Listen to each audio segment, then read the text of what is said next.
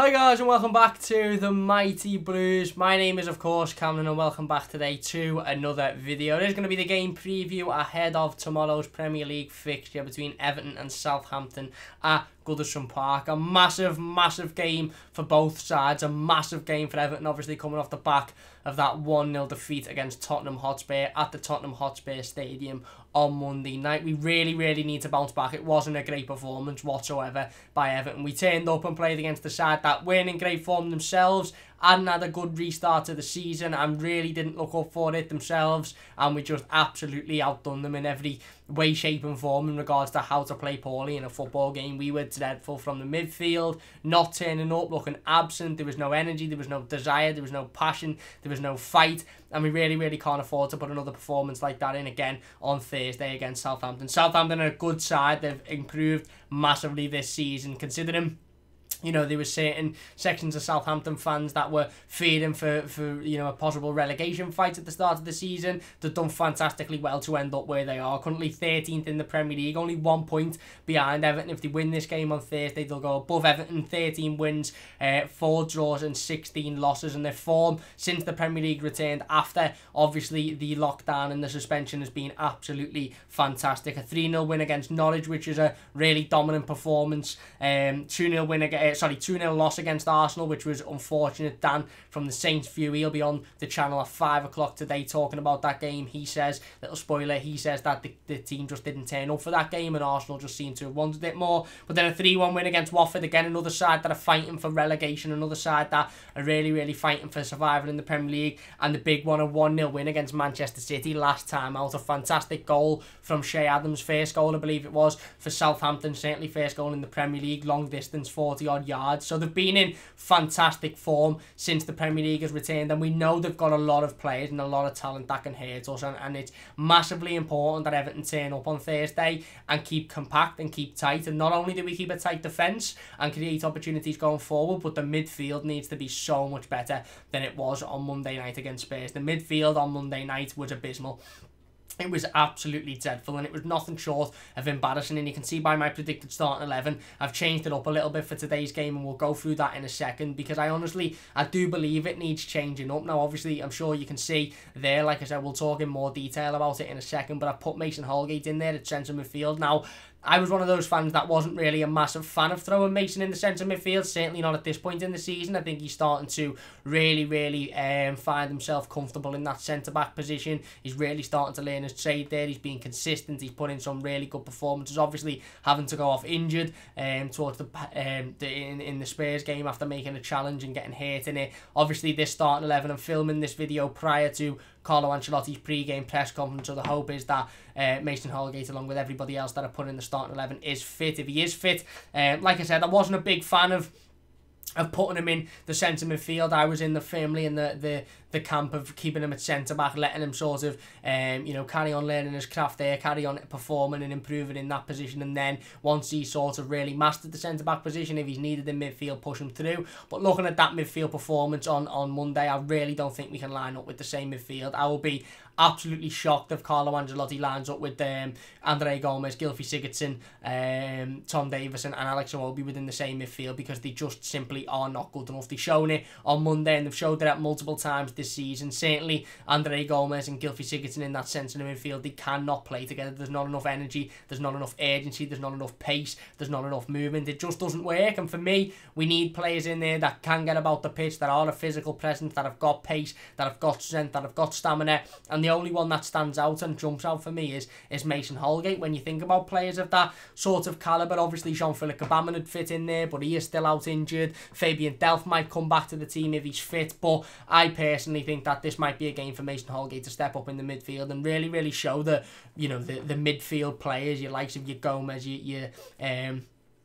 Davis, your Sigurdsson, how to play that position. And like I said, I wasn't a massive fan of doing that, but considering how well Yerry Mina played when he come on Monday, and how solid and compact he was, and how good defensively he was, I think maybe Carlo Ancelotti will go with that and see what Mason can bring in that midfield. So diving straight into the predicted starting 11, then I've gone for Jordan Pickford in goal again.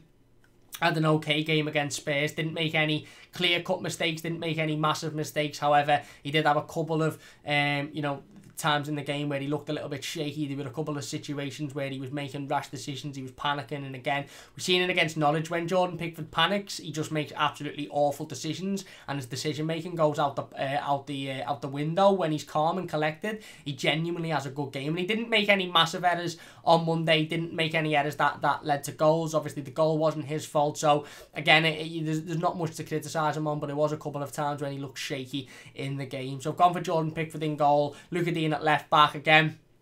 Had an okay game on Monday, give a few too many fouls away from me, but got forward in the first half, certainly an awful lot more than he has done in recent times. Could do with doing a lot more when he gets forward and creating a lot more, but again, you know, other than Leighton Baines on the bench, there isn't really many other options for left back, and I think Moise Kean probably is, you know, is going to start as he has done for the last couple of weeks or so. I've gone for Yerry Mina and Moise Kean in the mid, in the centre of defence. Sorry, now as I mentioned before, I'll talk about Mason Holgate being in the midfield in just a second. This is really a team that I would like Carlo Ancelotti to go with. I don't necessarily think Carlo Ancelotti will go with this team. I think we might see Mason at centre-back and probably Fabian Delph in the midfield, and I don't think we'll see Moise Kean and maybe even not Anthony Gordon in there. I fully expect Anthony Gordon to be in there, I would hope, but I'm not too sure about Moise Kean. This is more of a predicted starting 11 that I would like us to go for. It shows a bit of bollocks, it shows a bit of grit, it shows that we're not afraid to drop players like a Sigurdsson or an Iwobi or a Bernard if they're not playing well, Tom Davis.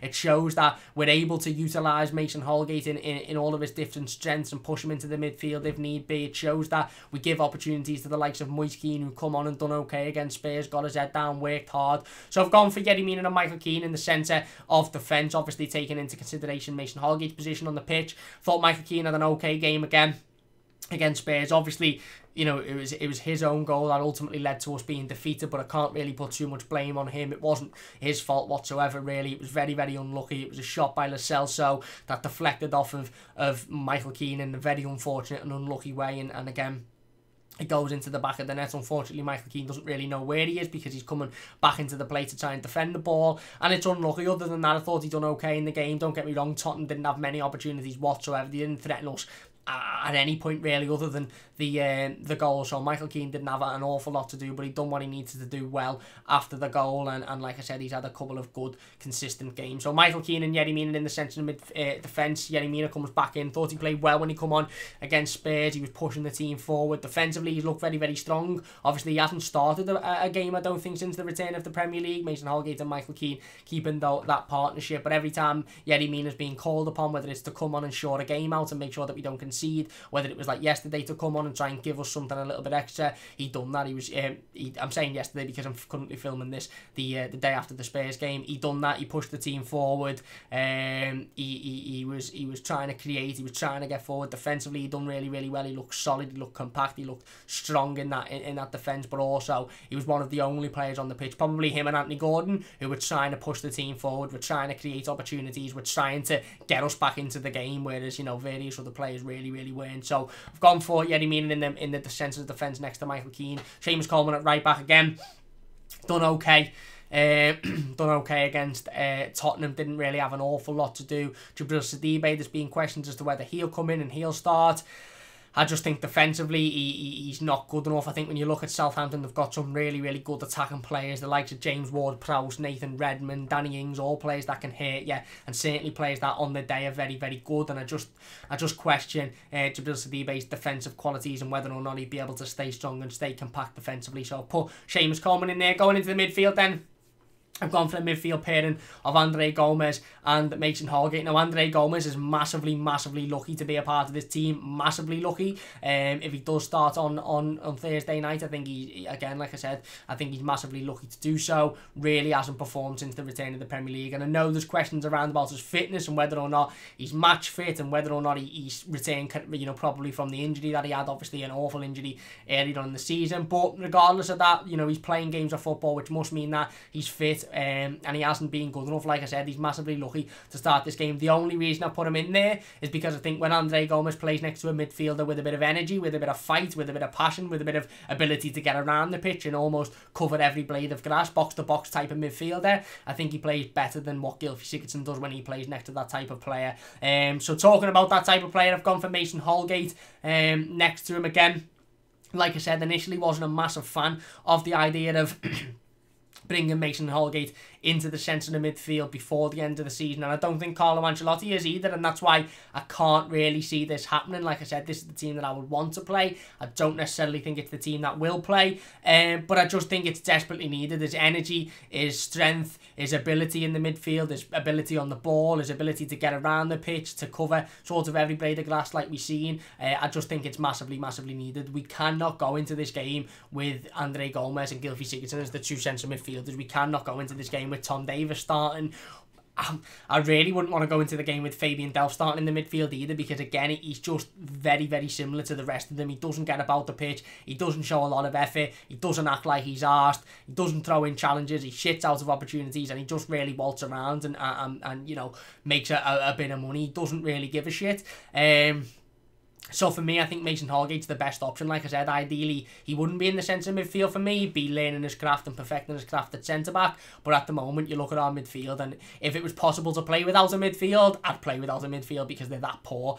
So I've gone and entertained the possibility of playing Mason Holgate in there and maybe utilising Yerry Mina's qualities defensively and giving something extra to the midfield in Mason Holgate.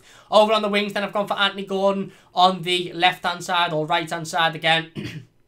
The wingers can interchange. I haven't really put them in specific positions. I think he played really, really well when he come on against Tottenham. He was our most creative player. He really, really showed his willingness to get forward. He showed his willingness to create opportunities. He, you know, within 5 or 10 minutes, he was already statistically our most creative player in that game. He had the shot which he got away, which I thought was really, really good as well in the way that he managed to find himself in that position. And he's an absolute necessity to start this game of football. An absolute necessity. Look, whether you like it or not, you know, Anthony Gordon's a 19-year-old kid who's played a handful of Premier League games, however, is our most creative midfield player by a country mile. He's more creative than Gylfi Sigurdsson, he's more creative than Andre Gomes, he's more creative than Tom Davies, and he needs to be starting in this game of football. I think if there's one thing we can take out of the defeat and the dreadful performance against Tottenham is that Anthony Gordon needs to be starting week in, week out here, because there isn't a player in the side that plays in the position that he plays in, whether it be centre midfield or on the wing, that is performing better than him at the moment. There's not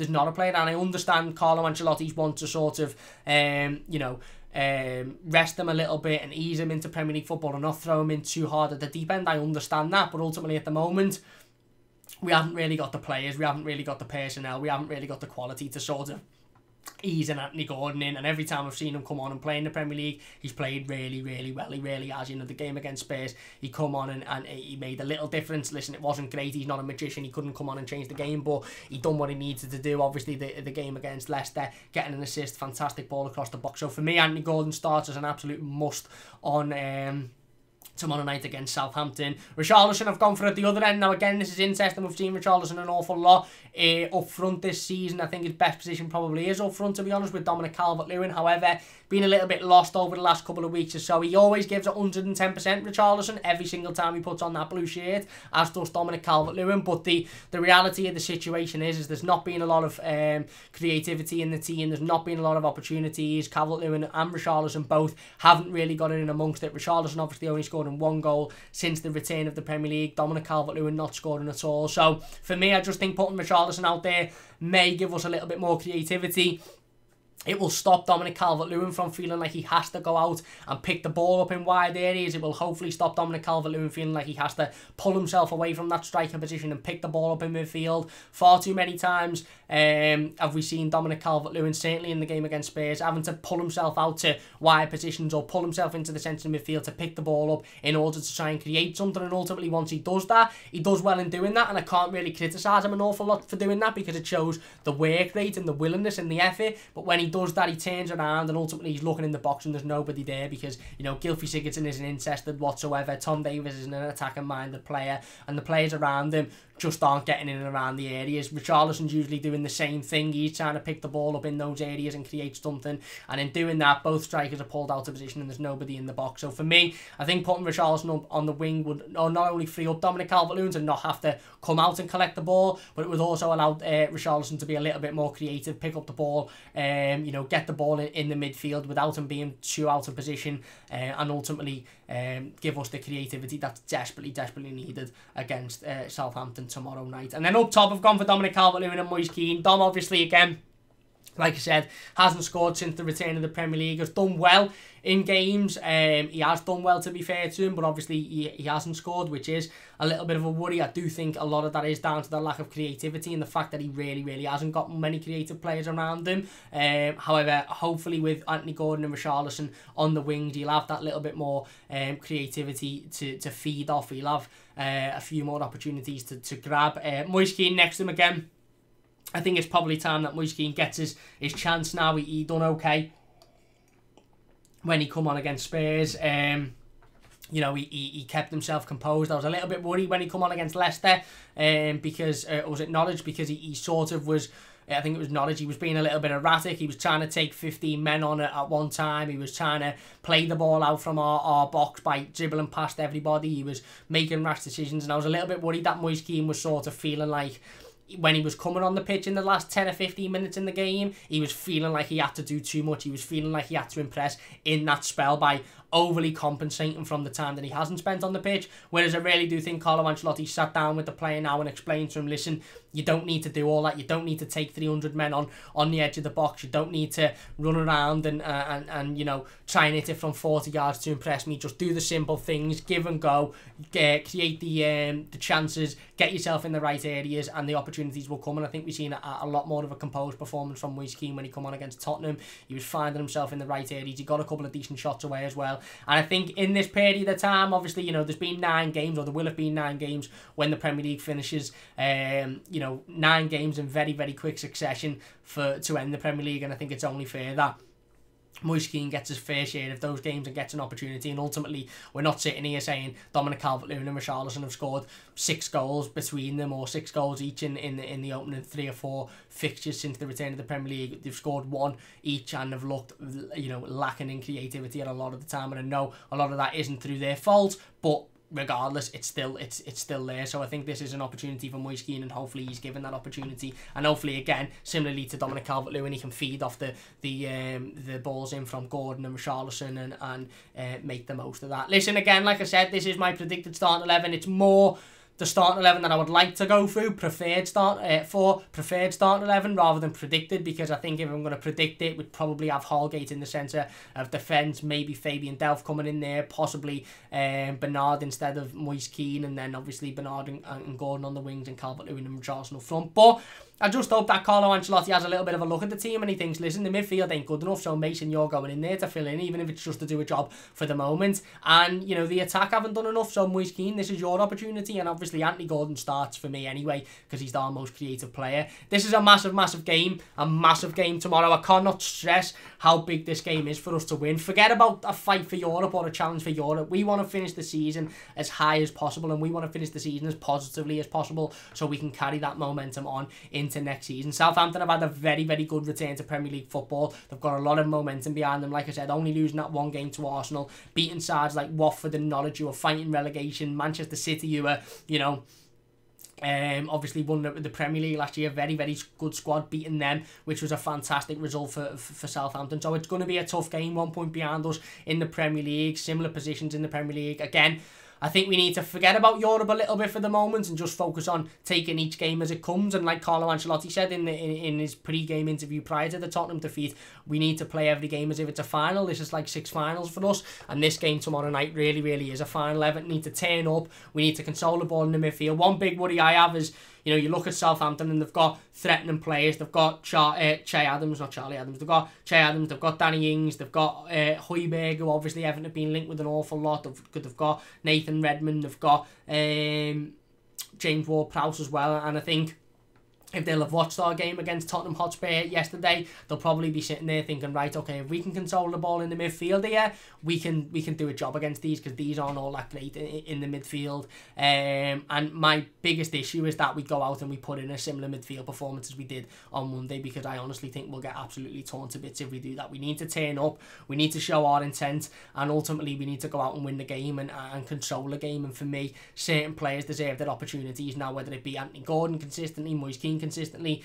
Certain players need their opportunities, and you look at that front four that I've predicted: Gordon, Kean, DCL and Ritchie. I don't think you're going to get a more threatening front four in Everton shirts. You know, Bernard just simply isn't good enough at the moment. Iwobi simply isn't good enough at the moment. And I think we need to bounce back. We massively need to bounce back. This is a big chance to bounce back against the side that are in good form and in and around us, and then we can focus on the Wolves game on Sunday and the remaining fixtures of the season. But we need a change from Monday's game, because we were absolutely dreadful on Monday, and we cannot go in with the same mentality, and we cannot go in with the same sort of attitude and the same performance, because we'll get turned over by Southampton. So listen, that's my game preview for the game on Monday. Let me know your thoughts on it in the comment section down below. Let me know your thoughts on my team as well in the comment section down below. Like I said, 5 PM today, we'll have an oppositional preview up from Dan from the Saints view.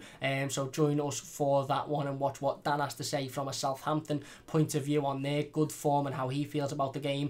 I'm going to go with a 2-1 win prediction. But again, a win's a win, and I said in the review to the Tottenham game, I'll take a win any day. But I really want us to go out and assert some dominance. Let's go out and put in a good performance, Everton. Let's not go out and scrape a win, or even worse, not win the game. Let's go out and put in a dominant performance and control this game. Southampton are a good side, but it's a very winnable game, and it's a game for me that we should be winning. I expect 3 points tomorrow night. I really do. And I won't be happy with anything less than that. So it's going to be a tough game, but a winnable game, and one that we definitely need to bounce back in, and one that we definitely need to step up in as well. Let me know your thoughts on it in the comment section down below. If you have enjoyed this preview, please do hit that like button. It does only take a second. Don't forget to subscribe to the channel if you're new as well. Like I said, we'll have Dan's oppositional preview up at 5 PM today, and then all of the post-game content tomorrow after the game. Player ratings, instant match reaction, live game review on Friday night as well. So don't forget to join us for that one. Big thanks for watching. Please leave a like if you've enjoyed. Leave all your comments in the comment section down below, and I'll get involved with as many of them as possible. Subscribe to the channel if you're new as well. Thanks an awful lot for all of the support recently. It really does mean a massive amount to me, and I'll see you soon on the Mighty Blues.